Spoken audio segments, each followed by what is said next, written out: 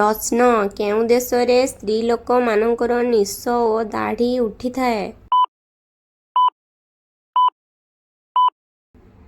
ଉତ୍ତର ଇଥିଓପିଆ। ବିଶ୍ୱରେ କେଉଁ ଦେଶରେ ଦୁଇମୁଣ୍ଡିଆ କଇଁଛ ଅଧିକ ଦେଖାଯାଆନ୍ତି?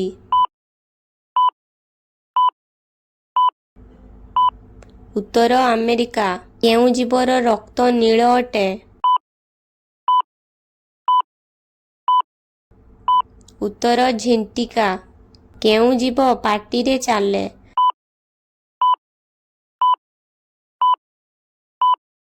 ଉତ୍ତର ଗେଣ୍ଡା।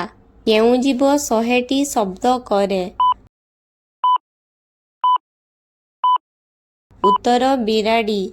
କେଉଁ ଜୀବ ଦିନ କି ରାତିରେ ଶୁଏ ନାହିଁ? ଉତ୍ତର ପିମ୍ପୁଡ଼ି।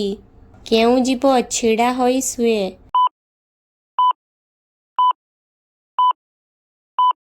ଉତ୍ତର ଘୋଡ଼ା। କେଉଁ ଜୀବର 4ଟି ପାକସ୍ଥଳୀ ଥାଏ?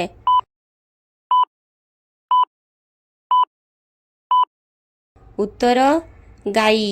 କେଉଁ ମାଂସ ଖାଇଲେ ମନୁଷ୍ୟ ସବୁବେଳେ ସୁସ୍ଥ ଦେଖାଯାଏ?